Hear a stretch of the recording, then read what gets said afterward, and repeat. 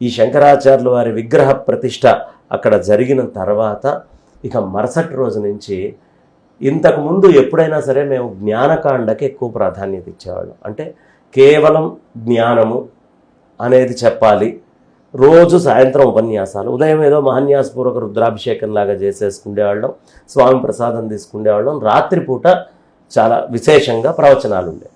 కానీ ఈ సంవత్సరము జగద్గురువులు దగ్గర అనేకమైనటువంటి యజ్ఞయాగాలను నిర్వహించమని ఆజ్ఞాపించారు. సహస్రచండీ యాగం చేయబోతున్నాము. అలాగే ఇక ఆంజనేయ స్వామికి సంబంధించింది కానివ్వండి, లేదు పరమేశ్వరుడికి సంబంధించి, అమ్మవారికి సంబంధించినటువంటివి, విష్ణుమూర్తికి సంబంధించినటువంటివి, గణపతికి సంబంధించినటువంటివి, సూర్యనారాయణమూర్తికి సంబంధించింది, సుబ్రహ్మణ్య స్వామికి సంబంధించినటువంటివి అనేక యజ్ఞాలు. అసలు చూస్తే ఆ యజ్ఞ భూమిని పులకరించిపోవాలి. అనేక యజ్ఞాలన్నీ కూడా మేము నిర్ణయించడం జరిగిందమ్మా. ఈ యజ్ఞాలన్నిటినీ కూడా చాలా విశేషంగా శృంగేరి సంప్రదాయంలో మనం నిర్వహించబోతున్నాం. సహస్రచండీ అనగానే 8వ తారీఖు నుంచి 12వ తారీఖు దాకా ఏకోత్తర వృద్ధితోటి అది అద్భుతంగా చండీ పాఠం చేస్తారు. శంకరాచార్యుల వారు అంటేనే భారతదేశం అంతా తిరిగిన వారు కాబట్టి ఈ శంకర జయంతి ఉత్సవాల్లో హోమం చేయించడానికి వచ్చేవాళ్ళు కూడా మన మహారాష్ట్ర నుంచి అయితేనేంటి, మధ్యప్రదేశ్ నుంచి, ఉత్తరప్రదేశ్ నుంచి, రాజస్థాన్ నుంచి, తమిళనాడు నుంచి, కర్ణాటక నుంచి, ఇక్కడ మనకి లోకల్ తెలుగు పండితులందరూ, ఇలా అనేక ప్రాంతాల నుంచి వచ్చిన పండితులందరూ ఏకీకృతమై హోమం చేయబోతున్నారు. ఒక 100 మంది పండితులు ఎప్పుడూ అక్కడ కూర్చొని ఈ యజ్ఞాన్ని నిర్వహించబోతున్నారు. ఇట్లా చతుర్వేదాలన్నీ కూడా అక్కడ స్వాహాకారాలతోటి హవనాలు జరగబోతూ ఉన్నాయి. ఈ వేద హవనాలతో పాటుగా విశేషంగా బ్రహ్మసూత్ర పారాయణం మొత్తము బ్రహ్మశ్రీ విశ్వనాథ గోపాలకృష్ణ శాస్త్రి గారు, ఎవరు ఆయన అద్భుతమైనటువంటి మహానుభావులు. ఆయన మహామహోపాధ్యాయ, రాష్ట్రపతి అవార్డు గ్రహీత, దర్శనాలంకార అనేటటువంటి బిరుదును పొందినటువంటి వారు బ్రహ్మసూత్ర పారాయణం, అలాగే దుర్భా శ్రీరామచంద్రమూర్తి గారు శంకర విజయాన్ని పారాయణం చేయటం, ఇట్లా భగవద్గీతని పారాయణం చేయటం, రకరకాలైనటువంటి పారాయణలు అక్కడ జరుగుతూ ఉంటాయమ్మా. ఈ పారాయణలతో పాటుగా ఆ యజ్ఞం చూడటం అనేది అదృష్టం. అక్కడ ఆ కుండాలు వేసిన తర్వాత 27 కుండాలు చాలా విశేషంగా నక్షత్రాలకు గుర్తుగా ఆ 27 కుండాలని వేసి ఈ పృథివీ మొత్తం మనకి కాలం అంతా దేంట్లో ఈ 27 × 4 పాదాలు 108 కాన్స్టిలేషన్స్లోనే సూర్యుడు, చంద్రుడు వీళ్ళందరినీ మనం కొలతలు వేసుకుంటాం. కాబట్టి కాలము ఈ 27 తోటి మనం కొలుచుకొని ఆ నక్షత్రాలని పెట్టుకొని దానికి గుర్తుగా అద్భుతంగా ఈ 27 హవన కుండాల్లో హవనం చేస్తున్నాం. ఇది మొత్తం ఉదయం పూట జరుగుతుంది. ఇందులో ఆంజనేయ స్వామికి మనం చేసేటప్పుడు విశేషంగా ఈ 2 తెలుగు రాష్ట్రాల్లో కానీ ఎక్కడైనా ఆన్లైన్లో అయినా కానీ చూడగలిగినటువంటి వాళ్ళు ఇది చూస్తూ హనుమాన్ చాలీసా పారాయణ చేయటం విశేషంగా. ఈ హనుమాన్ చాలీసా పారాయణ అవుతూ ఉంటుంది. ఇక్కడ లలితా అమ్మవారికి జరిగేటప్పుడు ఆడవాళ్ళందరూ కలిసి లలిత పారాయణ చేస్తారు. అట్లా విష్ణుమూర్తికి సంబంధించినప్పుడు జరిగేది విష్ణు సహస్రనామ పారాయణలు చేస్తారు. ఆర్థికమైనటువంటి లోటు ఇబ్బందులు ఉన్నవాళ్ళు మహాలక్ష్మి ఆరాధన జరుగుతున్నప్పుడు కనకధారా స్తవాన్ని ఆడవాళ్ళందరూ పారాయణ చేస్తారు. తద్వారా మన రాష్ట్రానికైనా మన దేశానికైనా ఆర్థికమైనటువంటి లోటుపాట్లు ఉండకూడదు. ప్రతి చిన్న కుటుంబం నుంచి దేశము దాకా అందరూ కూడా ఆర్థికంగా బాగుండాలి అనే ఉద్దేశ్యంతో ఈ మహాలక్ష్మి యాగం జరిగే సమయంలో అద్భుతం. అందరికీ ఆరోగ్యం కావాలి, అందుకని మహామృత్యుంజయము, ధన్వంతరి ఇలాంటివన్నీ దేశ ప్రధాని నుంచి రాష్ట్ర ముఖ్యమంత్రి నుంచి చిన్న సామాన్యమైనటువంటి ఎవ్వరు ఉంటారో అందరూ ఆరోగ్యంగా ఉండాలి, ఈ దేశము విశ్వము అంతా సుభిక్షంగా ఉండాలి అనే ఉద్దేశ్యంతో విశ్వశాంతి కోసం ఈ యాగాన్ని మనం నిర్వహిస్తూ ఉన్నాం.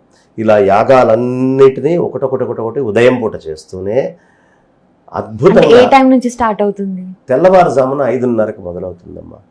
మొదలు పెడితే ఎండాకాలం కదా, మళ్ళీ ఆలస్యం అయ్యే కొద్దీ బాగా ఎండలో జనం కూర్చోవడం కానీ వాళ్ళందరికీ ఇబ్బందులు అవుతుంది అని జనం కోసం 5:30 కల్లా చక్కగా సూర్యనారాయణమూర్తి వచ్చి ఉంటారు. 5:30కి మొదలు పెడితే 10:30 దాకా పూర్తిగా ఆ రోజు పూర్ణాహుతి ఆ రోజు చేస్తారు. కాబట్టి ఈ అద్భుతమైనటువంటి కార్యక్రమాన్ని మొత్తాన్ని ఇది ఎవరి ఆధ్వర్యంలో అవుతుందంటే ఆదిశంకరాచార్య భక్త సమాజము, వేదాంత భారతి అనేటటువంటి సంస్థ, ఋషిపీఠం బ్రహ్మశ్రీ సామవేదం షణ్ముఖ శర్మ గారు స్థాపించినటువంటిది ఆ ఋషిపీఠము, మరియు తత్వం చారిటబుల్ ట్రస్ట్ అని ఈ 4 యొక్క ఆధ్వర్యంలో ఈ కార్యక్రమాన్ని మనం నిర్వహించుకోబోతున్నాం.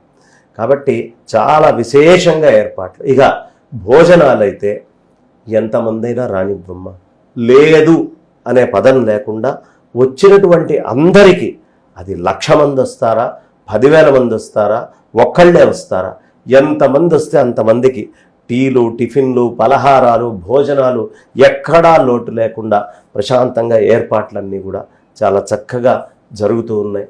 మన టాప్ తెలుగు టీవీ, అందులో మన తాటిపల్లి శ్రీనివాస్ గారు చాలా అద్భుతంగా ఈ ఫైనాన్షియల్ కమిటీలో ప్రధానమైన పాత్ర తీసుకొని వారు ఈ కార్యక్రమాన్ని ముందరికి తీసుకెళ్లడంలో చాలా గట్టి ప్రోద్బలంగా, ఎందుకంటే వారికి పూర్వమే అద్భుతమైన యజ్ఞయాగాలు చేసినటువంటి అనుభవం ఉంది. కాబట్టి అలాంటి అనుభవం ఉన్నటువంటి వాళ్ళందరూ కూడా ఇందులో వచ్చి చాలా విశేషంగా ఈ కార్యక్రమాన్ని ముందరికి ఉత్సాహంతో తీసుకొని వెళ్తున్నారమ్మ. ఆ తర్వాత సాయంత్రం పూట వచ్చేటప్పటికి ప్రతిరోజు 4ంటికి పారాయణాలు మొదలవుతాయి. మొదటి రోజు 2వ తారీఖు, 1వ తారీఖు ఏమో శోభాయాత్ర, 2వ తారీఖు నాడు చాలా విశేషంగా లలితా సహస్రనామ పారాయణం అవుతుంది. ఎక్కడెక్కడ లలిత చదివే వాళ్ళందరూ, హైదరాబాద్ చుట్టుపక్కల ఉన్న వాళ్ళందరూ జరిగే ప్రదేశానికి వస్తే, మరి బయట ఉన్నవాళ్ళు మాకు ఇబ్బందే అని అనుకోవాల్సిన పని లేకుండా అందరూ టీవీలో ఆన్ చేసుకొని యూట్యూబ్ లింక్ ఒకటి ఇస్తాం మేము, ఆ లింక్ని తీసుకొని చక్కగా పారాయణం చేస్తూ ఉంటే ఎంతమంది యూట్యూబ్ లింక్లోకి వచ్చారో వాళ్ళందరూ కూడా ఈ పారాయణంలో భాగస్వాముల కింద మేము లెక్క వేసుకుంటాం. వాళ్ళ పేరు పెట్టేయడం, గోత్రం పెట్టేయడం, ఆ కామెంట్ బాక్స్లో వాళ్ళు కూడా అందులో పాల్గొనడం. అలా యూట్యూబ్ లింక్ ఒకటి ప్రత్యేకంగా దీనికి ఏర్పాటు చేసి, ప్రదేశానికి రాకపోయినా ఎవరి ఇంట్లో ఆన్లైన్ కూడా చక్కగా ఎవరైనా పాల్గొనొచ్చమ్మా. అందరికీ ఆన్లైన్లో కూడా పాల్గొనేటువంటి భాగ్యాన్ని ఇచ్చాం. ఆ తర్వాత ఇట్లా చేస్తూనే 2వ తారీఖు ఈ పారాయణలన్నీ అయిపోయాక మనందరికీ బాగా పరిచయం బ్రహ్మశ్రీ మాడుగుల నాగఫణి శర్మ గారు. వారి కంఠం వింటేనే అత్యంత వైభవంగా చాలా విశేషంగా ఉంటుంది. బ్రహ్మశ్రీ మల్లాది చంద్రశేఖర శాస్త్రి గారు కాలం చేశారు. వారు పెద్దలు, ఈ సంస్థకి మొట్టమొదట వచ్చినటువంటి వారు వారే. వారి తర్వాత వెంటనే ఈ సంస్థని ఆశీర్వదించినటువంటి వారు బ్రహ్మశ్రీ మాడుగుల నాగఫణి శర్మ గారు. వారితోటే ఈ కార్యక్రమం ఆరంభం కాబోతోంది. వారి అద్భుతమైన ఉపన్యాసం ఉంటుంది ఆ రోజు. ఆ ఉపన్యాసం మాడుగుల నాగఫణి శర్మ గారు దవ్వంగానే మనందరికీ భగవద్గీత అనగానే ఘంటసాల గారు గుర్తొస్తారు. ఆ ఘంటసాల గారి తర్వాత మళ్ళీ భగవద్గీత ఎవరి ముఖత వినాలయ్యా అంటే గంగాధర శాస్త్రి గారి దగ్గరే వినాలి అన్నంత వైభవంగా గంగాధర శాస్త్రి గారు గానం చేస్తారమ్మ భగవద్గీత. 12 రోజులు ఉంటుందా? లేదు, ఆ రోజు 2వ తారీఖు నాడు మాడుగుల నాగఫణి శర్మ గారిది కాగానే గంగాధర శాస్త్రి గారు అద్భుతమైనటువంటి గానం చేస్తారు. ఆ భగవద్గీత గానం వింటే చెవుల్లో తుప్పుపోయి దాని అర్థం తెలుసుకొని మన జీవితం యొక్క పరమార్థం ఏమిటి, మనం చేయాల్సిన పని ఏమిటి, లక్ష్యం ఏమిటి, ఇది శంకర భాష్యంతో జతపరిచి వారు చెప్పబోతున్నారు. కాబట్టి ఆదిశంకరాచార్యులు వారిని గుర్తు చేసుకుంటూనే ఇటు మాడుగుల నాగఫణి శర్మ గారు కవి గాయకులు అంటారు ఎక్కడైనా. కవిగా వారు, గాయకులుగా గంగాధర శాస్త్రి గారు. ఈ ఇరువురితోటి మన కార్యక్రమం ఇదవుతుంది. దీంట్లో అనేక మంది యతులు వస్తున్నారు. ప్రవచనకర్తలే కాదు, స్వామీజీలు చాలామంది వస్తున్నారు. శృంగేరి జగద్గురువులు ఆశీర్వదిస్తున్నారు. అలాగే ఎడితోరి నుంచి మనకి అద్భుతంగా శివానంద భారతి స్వామివారు వారు కూడా ఇక్కడికి రావటం జరుగుతోంది.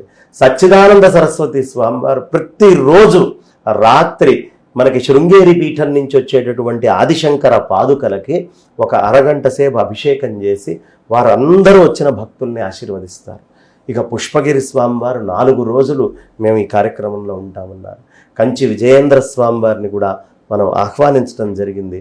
వారు కూడా సాదరంగా అంగీకరించడం జరిగింది. ఏ తారీఖున వస్తారు అనేది తెలియపరుస్తారు.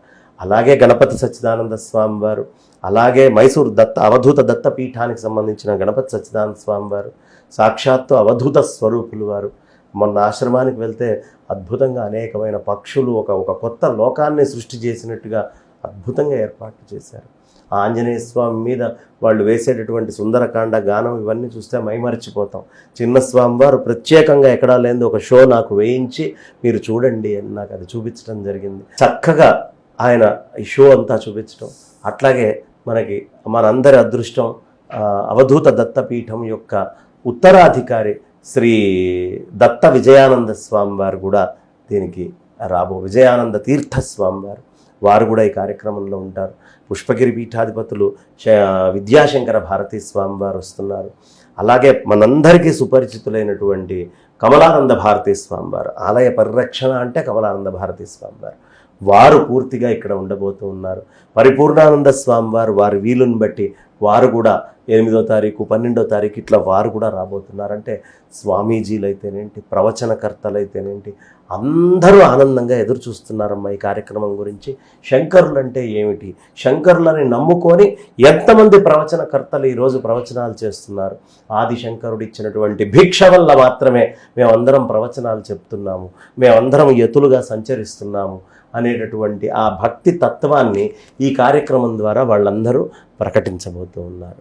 ఆ తర్వాత 2వ తారీఖు కాగానే 3వ తారీఖు నాడు ఇప్పుడు మనందరికీ బాగా పరిచయం చాలా అద్భుతమైనటువంటి సహస్రావధానులు ఉన్నారు. ఈ సహస్రావధానులు అందరూ ఓ దగ్గర కూర్చొని 4 నుంచి 6 దాకా ఎలా అయినా మనకి పారాయణాలు ఉంటాయి. అది అయిపోయిన తర్వాత కవి సమ్మేళనంగా శంకరుల యొక్క చరిత్రాన్ని ఆ కవులందరూ అక్కడ కూర్చొని ఒక్కొక్క కోణంలో శంకరాచార్యుల వారి జీవిత చరిత్రను ఆవిష్కరిస్తూ వాళ్ళు మాట్లాడుకుంటూ ఉంటారు. ఇది చాలా విశేషంగా జరగబోతుంది. కాబట్టి కవులు అనేక మంది దీనికి సహస్రావధానులైనటువంటి వాళ్ళు, పంచసహస్రావధానులైనటువంటి వాళ్ళు, అనంతావధానులైనటువంటి వారు బ్రహ్మశ్రీ మాడుగుల నాగఫణి శర్మ గారి అధ్యక్షతన ఈ కార్యక్రమాలన్నీ కూడా ముందరికి సాగనున్నాయి. అలాగే మనందరి యొక్క అదృష్టం కొద్దీ డాక్టర్ గరికపాటి నరసింహారావు గారు పద్మశ్రీ అవార్డు గ్రహీతలై పద్మశ్రీ అవార్డు గ్రహీతగా వారు రాబోతూ ఉన్నారు. వారిని కూడా ఈ సందర్భంలో ప్రత్యేకంగా 3వ తారీఖు నాడు వారి ఉపన్యాసం ఉంటుంది. వారిని సత్కరించుకొని 3, 4, 5 3 రోజులు చెప్పబోతున్నారమ్మ. చెవుల తుప్పు మొత్తం వదిలిపోతుంది. ఆదిశంకర్లు అంటే ఏమిటి అనే అంశం మొత్తం మనకి తెలుస్తుంది. ఏ సమయంలో వస్తారు ఆయన? సాయంత్రము 6 to 7:30 ఒక సభ ఉంటుంది. 7:30 to 8:30 దాకా కూడా మనకి ప్రవచనాలే ఉంటాయమ్మ ప్రముఖులైనటువంటి వాళ్ళల్లో. అందులో 3వ తారీఖు బ్రహ్మశ్రీ గరికపాటి నరసింహారావు గారి వారి యొక్క ఇటు కాసేపు ఒక చివరి 5 నిమిషాలు 10 నిమిషాలు కవి సమ్మేళనంలో సాగర ఘోషలో వారి పద్యాలు చెప్పి పూర్తిగా వారి ప్రవచనం ఉంటుంది. కాబట్టి అద్భుతంగా ఆ ప్రవచన కార్యక్రమము అనేది ముందరికి వారితోటి సాగబోతూ ఉంది. అలా మొత్తం పూర్తి చేసుకున్నాక సచ్చిదానంద సరస్వతి స్వామి వారు పూర్తిగా పాదుకా పూజ చేయటం, శంకర్లకు ఇచ్చేయటం, వారు హారతి ఇవ్వంగానే ఈ సభ ముగుస్తుంది. అలాగే 4వ తారీఖు నాడు మళ్ళీ గరికపాటి నరసింహారావు గారి యొక్క ఉపన్యాసము, ఇంకా దాంతోపాటు ప్రముఖులైనటువంటి వారు మల్లాప్రగడ శ్రీమన్నారాయణమూర్తి గారు వారి యొక్క ఉపన్యాసం ఉంటుంది. అలాగే 5వ తారీఖు నాడు మళ్ళీ 3, 4, 5 3 రోజులు అనుకున్నాం కదా, సాయంత్రం పూట గరికపాటి నరసింహారావు గారు. అలాగే వారిది అయిపోగానే వెంటనే మన మైలవరపు శ్రీనివాసరావు గారు. 6వ తారీఖు వచ్చేటప్పటికి బ్రహ్మశ్రీ సామవేదం షణ్ముఖ శర్మ గారు ప్రధానం శంకర జయంతి రోజు వారి ఉపన్యాసం ఉంటుంది. కాగానే నాది కాకునూరి వారివి ఇరువురివి కూడా ఉపన్యాసాలు ఉంటాయి. ఆ 7వ తారీఖు వచ్చేటప్పటికి వద్దిపర్తి పద్మాకర్ గారు మనందరికీ బాగా సుపరిచితులు. అద్భుతంగా అనేక పురాణాలని ఇవాళ ప్రవచనం చేస్తూ ఒక పక్కన కవిగా ఇంకొక పక్కన పురాణ ప్రవచనకర్తగా చాలా విశేషమైనటువంటి సేవ ధర్మం కోసం చేస్తున్నటువంటి మహానుభావులు. వారి ఉపన్యాసం ఉంటుంది. వారితో పాటే ఇంకొక ప్రముఖులు సామవేదం షణ్ముఖ శర్మ గారు ఉపన్యాసం 7వ తారీఖు ఈ ఇరువురిది ఉంటుంది. అలాగే 8వ తారీఖు నాడు అసలు ప్రధానమైనటువంటి ఘట్టం 8 8వ తారీఖు నాడు మన అందరము సౌందర్యలహరి లక్షగళార్చన చేసుకోబోతున్నాం. ఎక్కడ ఉన్నటువంటి ఉభయ తెలుగు రాష్ట్రాల్లో అనేక జిల్లాల్లో ఉండే వాళ్ళందరూ కూడా ఏకీకృతంగా 8వ తారీఖు రాబోతూ ఉన్నారు ఈ సౌందర్యలహరి లక్షగళార్చనకి. దానికి చక్కగా ఓ సంవత్సరం నుంచి శృంగేరి జగద్గురువుల ఆజ్ఞ మేరకు వేదాంత భారతి పక్షాన మన శివానంద భారతి స్వామివారి యొక్క వారి నేతృత్వంలో చక్కగా సౌందర్య లహరి ఆడవాళ్ళందరికీ నేర్పించడం జరుగుతోంది. అలా నేర్చుకున్నటువంటి వాళ్ళు లక్షలు దాటిపోయారమ్మా. వాళ్ళందరూ ఈ కరోనా కాలం నుంచి నేర్చుకున్నటువంటి వాళ్ళందరూ కూడా ఇక్కడి నుంచి, ఆన్లైన్ నుంచి, దేశ విదేశాల నుంచి విశేషంగా శంకర జయంతి సమయంలో 8వ తారీఖు ఆదివారం నాడు సౌందర్య లహరి లక్షగల అర్చన చేసుకోబోతున్నాం. ఆ రోజు మనందరి అదృష్టమా అని కుప్పా విశ్వనాథ శాస్త్రి గారు ఈ మధ్య మనకి కరోనా సమయంలో కానీ మిగతా అప్పుడు కానీ ఎస్విబిసి ఛానల్ నుంచి భగవద్గీతని అనేక సనాతన వైదిక ధర్మానికి సంబంధించిన గ్రంథాన్ని శాస్త్రం చదువుకున్నటువంటి పండితులు వారు. 2 శాస్త్రాల్లో చాలా నిష్ణాతులు. కుప్పా కృష్ణమూర్తి గారి యొక్క అబ్బాయి, ఆయన యోగ వాసిష్టం అన్నీ చెప్పారు. వారు ఈ కార్యక్రమంలో పాల్గొని విశేషంగా వారి యొక్క ప్రవచన ధారని అందించబోతూ ఉన్నారు. ఇక అదే రోజు సామవేదం షణ్ముఖ శర్మ గారు, పరిపూర్ణానంద స్వామి వారు, చాలామంది ఉంటారు. అందరూ చక్కగా ఆ వేదికని ఆశీర్వదించడం, అందరినీ అనుగ్రహించడం అనేది కూడా చాలా విశేషంగా జరుగుతుంది. కాబట్టి ఈ 8వ తారీఖు కార్యక్రమం ఇలా ఉంటుంది. నిన్ననే హరీష్ రావు గారిని కలవటం మేము. హరీష్ రావు గారు, మీకు ప్రభుత్వం పక్షాన ఏం కావాలో చెప్పండి, మీకు ఏం కావాలంటే అది, మీకు నీళ్ల సమస్య, పోలీస్ పర్మిషన్స్ కానివ్వండి, అక్కడ హెల్త్ టీమ్స్ని ఏర్పాటు చేయటం కానివ్వండి, లేదు గ్రౌండ్ని నీట్గా ఉంచటం, అలా అన్ని రకాలైనటువంటి అవసరమైనటువంటి అన్ని అంగాలు మీకు చక్కగా సహకరిస్తాయి. ఎప్పుడూ మా ప్రభుత్వం ధార్మిక కార్యక్రమాలకు మీ వెంట ఉంటుంది అని వారు చక్కగా భరోసా ఇవ్వడం జరిగింది. కాబట్టి దిగ్విజయంగా ఏర్పాట్లన్నీ కూడా చక్కగా అవుతూ ఉన్నాయి. 8 అయిన తర్వాత 9వ తారీఖు బ్రహ్మశ్రీ సామవేదం షణ్ముఖ శర్మ గారు చాలా విశేషమైనటువంటి ప్రవచనం వారిది ఉంటుంది 9వ తారీఖు నాడు. అలాగే మైలవరపు శ్రీనివాసరావు గారు. అలా 10వ తారీఖు వచ్చేటప్పటికి మళ్ళీ షణ్ముఖ శర్మ గారిది ఉంటుంది. షణ్ముఖ శర్మ గారితో పాటుగా ఇలా అనంతలక్ష్మి గారు, ప్రముఖులైనటువంటి వాళ్ళు అందరూ ప్రతిరోజు మనం టీవీల్లో చూసేటటువంటి పెద్దలైనటువంటి అందరూ రాబోతున్నారు. 9వ తారీఖు నాడు జ్యోతిష సభ ఒకటి జరుగుతోందమ్మా. ఈ 9 జరిగేటటువంటి జ్యోతిష సభలో మధ్యాహ్నం 2ంటికి మొదలు పెడితే భోజనాలు అయ్యాక వాళ్ళందరూ కూర్చొని ఒక అండర్స్టాండింగ్కి వచ్చి ఒక అద్భుతమైన తీర్మానాలు ప్రభుత్వానికి మా నుంచి ఇచ్చేటటువంటి రిక్వెస్ట్, అభ్యర్థనలు కేంద్ర ప్రభుత్వానికైనా రాష్ట్ర ప్రభుత్వానికైనా. ఒక పక్క నుంచి కిషన్ రెడ్డి గారు, ఉపరాష్ట్రపతి గారు, వీళ్ళందరూ కూడా వస్తున్నారు. కాబట్టి అసలు ప్రభుత్వానికి సంబంధించిన ఉపరాష్ట్రపతి గారికి ఇవ్వాల్సినటువంటి నివేదనని కానివ్వండి, అలాగే మన కిషన్ రెడ్డి గారు లాంటి సెంట్రల్ మినిస్టర్స్కి ఇచ్చేది, మన రాష్ట్రం పక్షాన ముఖ్యమంత్రి వర్యుల్ని మనం ఆహ్వానిస్తూ ఉన్నాం. అలాగే హరీష్ రావు గారైనా వాళ్ళందరికీ, ఇటు బండి సంజయ్ గారు కూడా వస్తారు, రేవంత్ రెడ్డి గారు కూడా వస్తారు. అన్ని పార్టీలకి ఏకోన్ముఖంగా ఇది ధర్మానికి సంబంధించిన కార్యక్రమం కాబట్టి ఇది అందరిది. సనాతన వైదిక ధర్మాన్ని నమ్మేటటువంటి అందరూ ఈ కార్యక్రమంలో పాల్గొంటారమ్మా. అందరిది ఈ కార్యక్రమం, శంకరులు అందరి వారు. కాబట్టి చక్కగా ఆ జ్యోతిష తీర్మానాలు అవన్నీ చేసుకొని ప్రభుత్వానికి అందరికీ కూడా అభ్యర్థనలు అందించటము అనేది విశేషంగా జరుగుతుంది 9వ తారీఖు. అలాగే 10వ తారీఖు నాడు వేదార్థ సభ. వేదం ఇట్లా చెప్తూ ఉంటే దాని అర్థం చెప్పే పండితులు, వేద పండితులు, ఘనపాఠీలైనటువంటి పెద్ద పేర్లమ్మ. ఒక్కొక్కటి మళ్ళీ దాని మీద ఒక్కొక్కళ్ళ పేరు చెప్తే కార్యక్రమం పెద్దదవుతుంది అని నేను చాలా కుదించుకొని ఈ ఇన్ఫర్మేషన్ అంతా కూడా మీకు నేను నీట్గా ప్యాంప్లెట్లలో అందించినప్పుడు అది డిస్ప్లే చేసి మనం ఘనంగా ఎందుకంటే మన ఛానల్లో కూడా టాప్ తెలుగులో కూడా ఇది లైవ్ రాబోతోంది. కాబట్టి టాప్ తెలుగు కూడా ఇందులో యూట్యూబ్ పార్ట్నర్స్లో ఒకళ్ళుగా ఉన్నారు. కాబట్టి ఈ డీటెయిల్స్ అన్నీ నేను మీకు అందజేస్తాను. విశేషంగా ఈ కార్యక్రమాలన్నింటినీ మనం రిలే చేసుకుంటూ వాళ్ళ గురించి చెప్పుకుందామమ్మా. ఆ తర్వాత ఈ వేదార్థ సభ అయిపోతుంది 10వ తారీఖు. 11వ తారీఖు నాడు శాస్త్రార్థ సభ చేస్తున్నాం. 8వ తారీఖు చండీ మొదలవుతుందమ్మా. 8 దాకా చండీ మొదలు కాదు, 8 చండీ మొదలవుతుంది.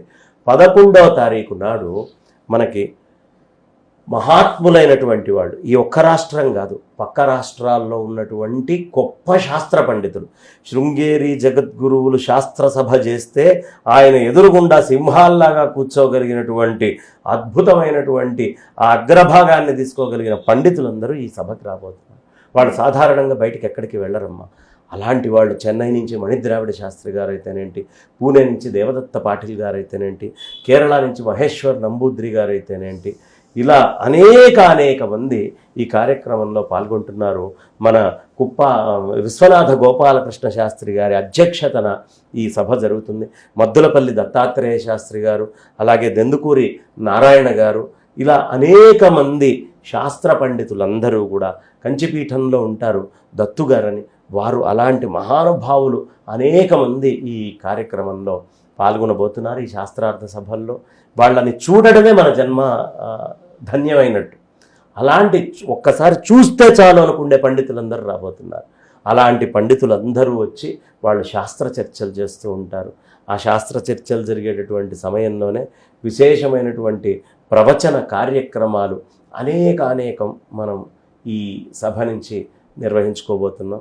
ఇక 12వ తారీఖు నాడు వచ్చే మనకి పురాణం మహేశ్వర శర్మ గారు అయితేనేంటి, అలాగే అష్టకాల రామ్మోహన్ రావు గారు, అష్టకాల నృసింహరామ శర్మ గారు, మేడసాని మోహన్ గారు, అలాగే మన శ్యామలానంద పాలపర్తి శ్యామలానంద ప్రసాద్ గారు అయితేనేంటి, అలాగే కోటా వారైతేనేంటి, ఇలా అనేక మంది, ధూళిపాళ్ల మహదేవ మణి గారు అయితేనేంటి, ఇలా అనేక మంది పండితులందరూ కూడా ఈ కార్యక్రమాల్లో పాల్గొని వాళ్ళ అమూల్యమైనటువంటి విషయాల్ని ఎప్పుడూ మనకి జనసామాన్యంలో కనిపించకుండా ఉండే మహాపండితులందరూ రాబోతూ ఉన్నారు. ఎందుకు?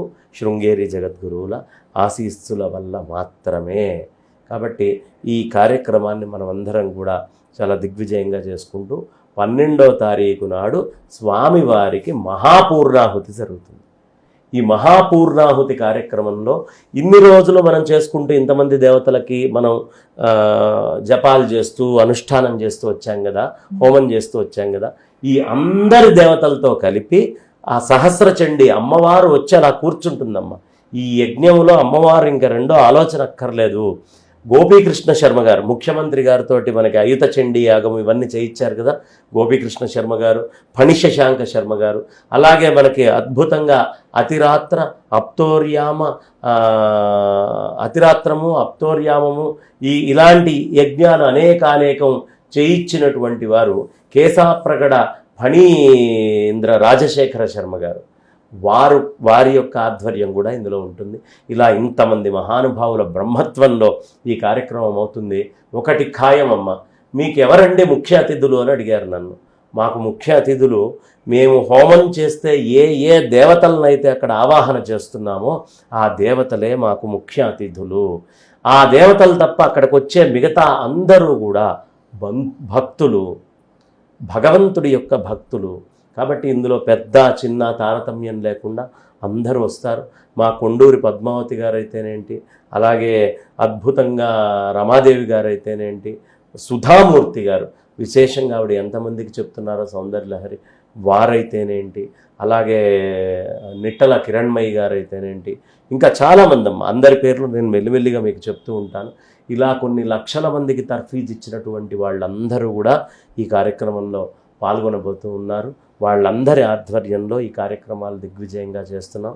కాబట్టి సాధ్యమైనంత మటుకు ఈ 2 తెలుగు రాష్ట్రాల్లో ఉండేటువంటి ప్రజలు ఆన్లైన్లో అయినా ఆఫ్లైన్లో అయినా ఈ కార్యక్రమాన్ని చూసి ఈ కార్యక్రమాలని దిగ్విజయం చేసుకుందాం.